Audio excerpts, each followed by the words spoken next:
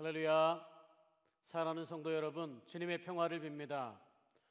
이제 사회적 거리두기 단계가 1단계로 하향되어서 돌아오는 주일부터는 우리가 다시 대면 예배를 모일 수 있는 시간이 되었습니다. 하나님의 은혜에 감사드립니다.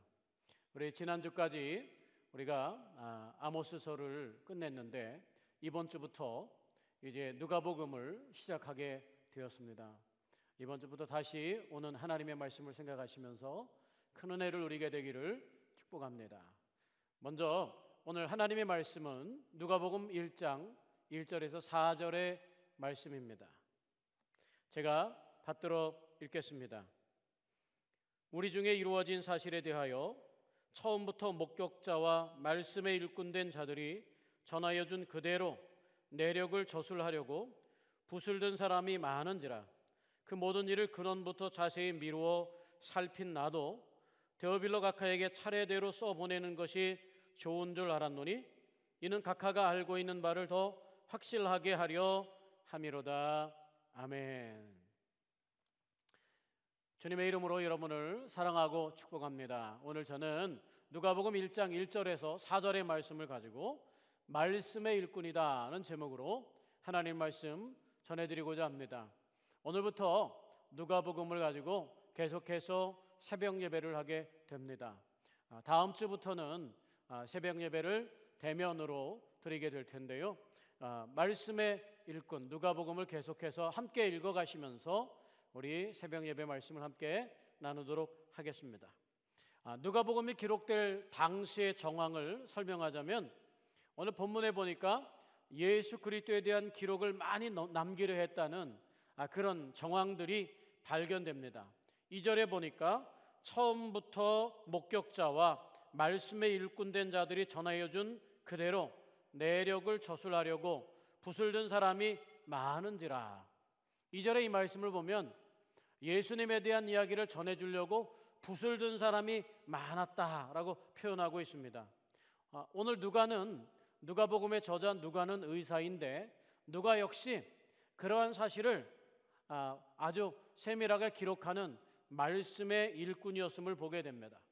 그런데 그렇게 많은 말씀의 일꾼이 있었는데도 불구하고 왜 오늘날 예수님에 대한 행적을 가르쳐준 복음서는 마태, 마가, 누가, 요한이 4개밖에 되지 않느냐? 그것에 대한 많은 의문이 있지 않습니까?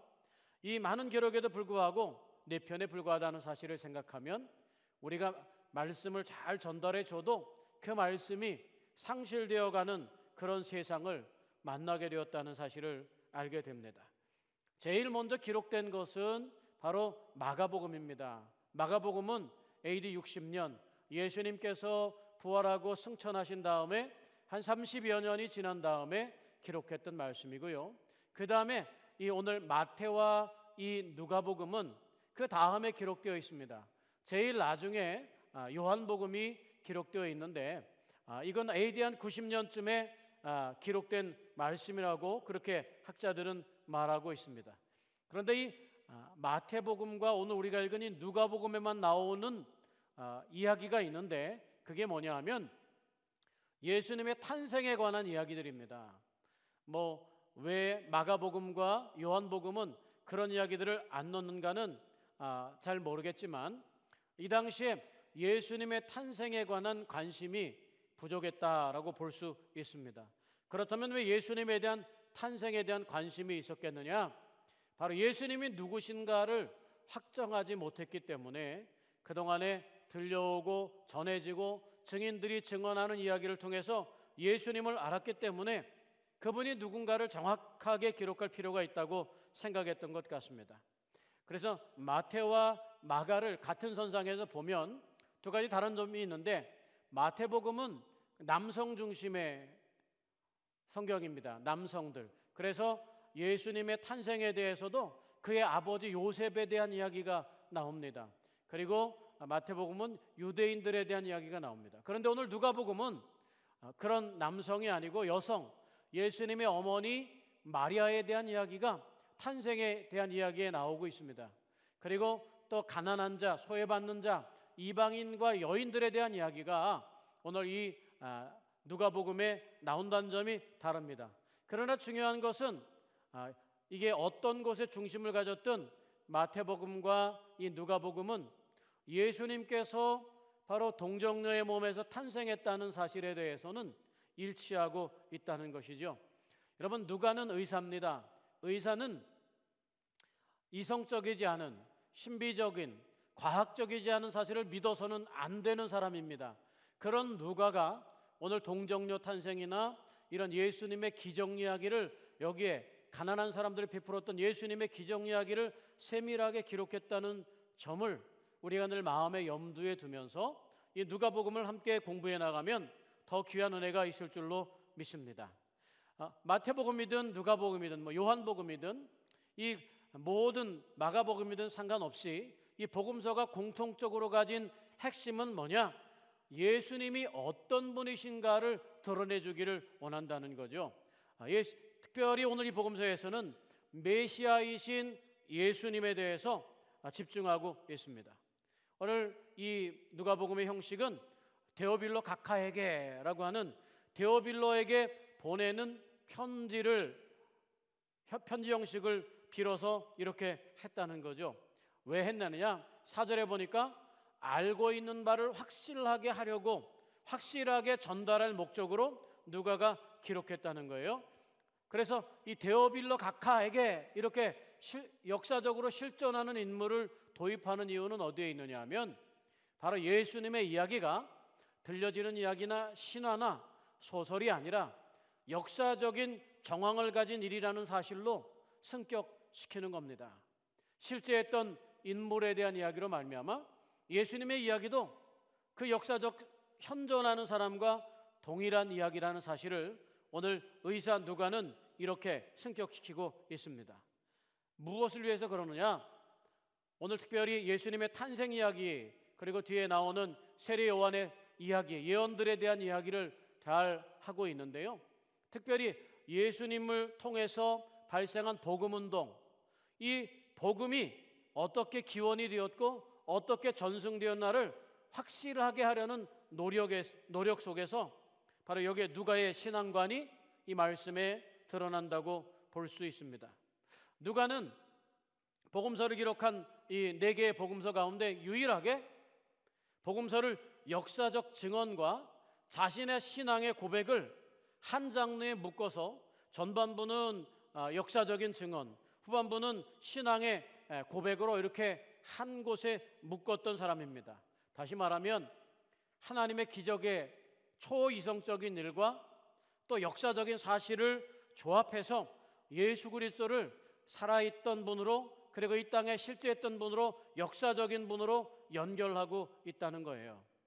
이 복음운동의 역사를 바로 이렇게 그 내력을 확인해 줌으로써 조합을 이루는 그런 길을 보여주고 있습니다. 그래서 누가복음은 그래서 역사서로 받아들여지기도 합니다. 다시 말해 누가는 복음을 확실하게 하려고 붓을 든 사람이다라고 하는 거죠. 저도 목회를 하기 전에 제가 여러 가지 고민을 하면서 내가 학자가 될 것인가 목회자가 될 것인가, 학자가 되어서 좋은 책들 많은 글들을 남기면 그것 또한 내가 죽은 다음에도 복음을 전하는 좋은 일이 되지 않겠는가라는 생각을 했던 기억이 있습니다. 또 하나는 목회자이면서 학자로서의 길을 걸어야 되겠다. 신앙과 신학이 분리되면 안 되겠다. 이런 생각을 했습니다. 오늘 이 누가가 바로 역사적 사실과 신앙의 예수를 갈라놓지 않고 하나 되게 한 그런 사람임을 오늘 본문을 통해서 볼 수 있습니다. 데오빌로 각하에게 자기가 처음부터 증인으로서 이것을 더 확실하게 기록하기 위해서 이 누가복음을 편지 형식으로 이렇게 썼다는 사실을 우리는 보게 됩니다. 그게 바로 그런데 그 내용이 역사적 사실과 신앙의 예수 그리스도가 만나도록 그렇게 조율했다는 그 점이 누가가 아주 탁월한 부분이라고 할 수 있습니다.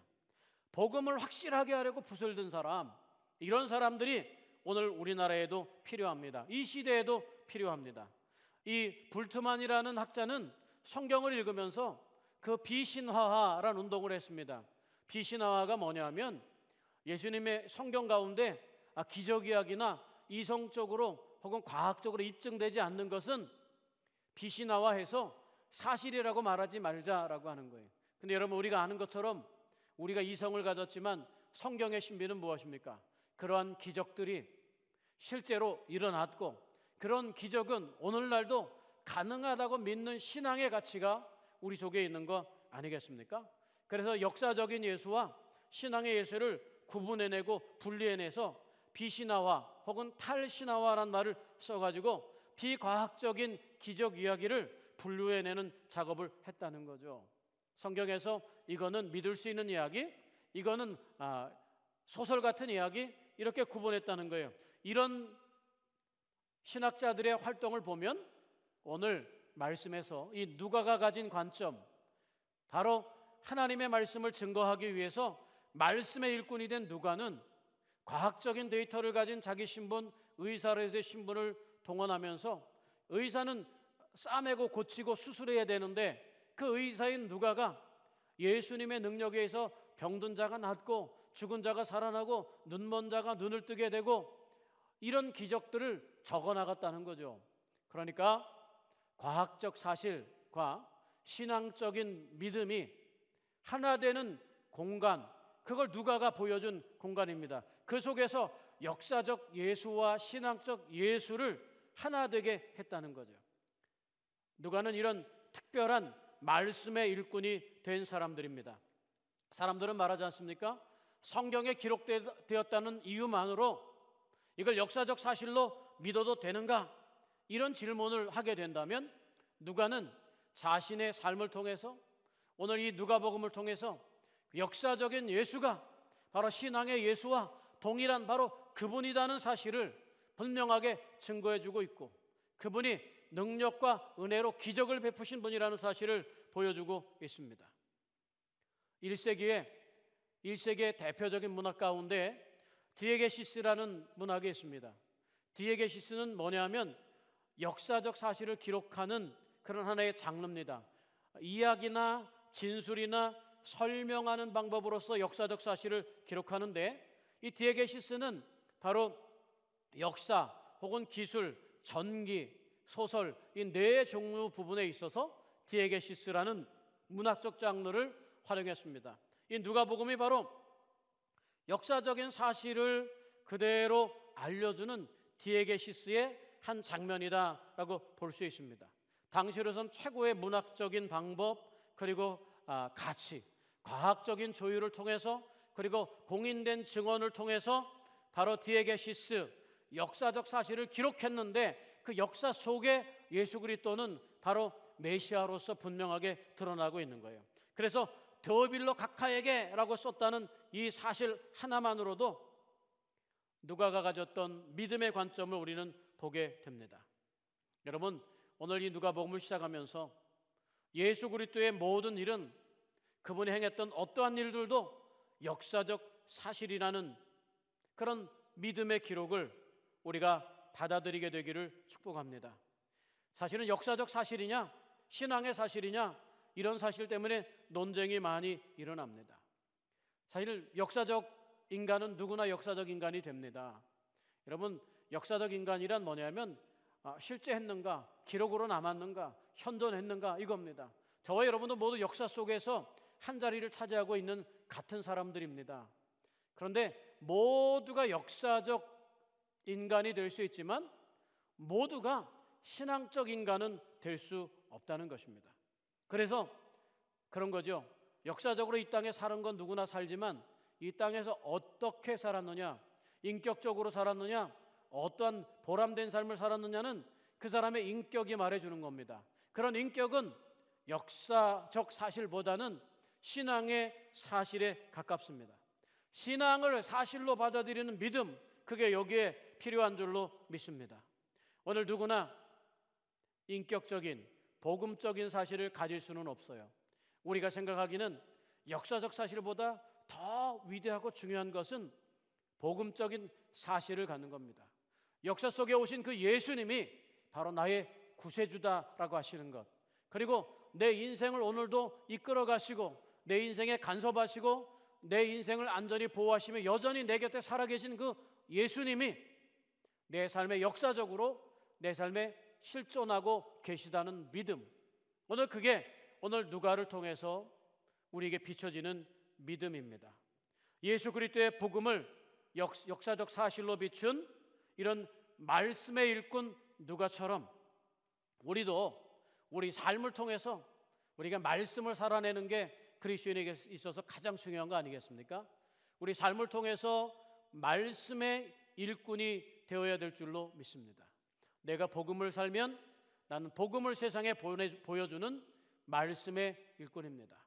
오늘 누가가 많은 말씀의 일꾼들, 증인들과 말씀의 일꾼들이 있었는데 그 가운데 특별히 누가가 가진 관점, 바로 역사적 사실과 우리 신앙의 예수가 한자리에 함께 계셨다는 믿음. 그러므로 성경에 나오는 모든 기적 이야기, 성경에 나오는 모든 신비한 이야기들도 역사 속에 함께 있었고, 그런 이야기들은 오늘도 우리 안에 임재하신 하나님으로 말미암아 드러나게 되는 삶을 살게 될 것이라는 겁니다. 오늘 누가처럼 말씀의 일꾼이 되는 은총으로 이 한 주간도 복되게 그렇게 사는 저와 여러분이 되시기를 주님의 이름으로 축원합니다. 기도하겠습니다. 하나님 아버지, 말씀의 일꾼 누가는 말씀의 일꾼이 되었습니다. 많은 사람이 붓을 들었지만 그 많은 사람의 말씀이 성경에 들어오지는 않았습니다. 누가는 역사적인 사실 가운데에서 예수 그리스도의 탄생, 그분의 사역들, 그 모든 이야기들을 역사 안에서 기록했습니다. 주님, 우리의 삶에 예수님의 말씀을 살아가면 우리 또한 말씀의 사람, 이 역사에 하나님의 말씀을 보여주는 사람이 될 수 있을 줄로 믿습니다. 우리는 세상의 것을 우리의 삶의 재료로 삼는 것이 아니라 하나님의 말씀을 삶의 재료로 살아서 세상을 떳떳하고 부끄러움 없이 복음적인 삶을 살아가는 인생이 되도록 우리를 축복하여 주시옵소서. 이제는 우리 주 예수 그리스도의 은혜와 하나님 아버지의 지극하신 사랑과 성령의 감화하시고 감동하시며 내주하시고 교통하시며 역사하시는 은혜가 역사적인 실존으로서, 역사적인 예수님으로서, 또 때로는 신앙의 예수님으로서 우리 삶의 언저리에 늘 함께 계셨던 예수님을 증언하는 오늘 누가처럼 말씀의 사람, 말씀의 증언자, 말씀의 일꾼으로 살아가기 원하는 당신의 백성들 머리 위에 가정과 생업과 삶의 터전 위에 이제부터 영원까지 말씀으로 굳게 하시기를 간절히 축원하옵나이다. 아멘.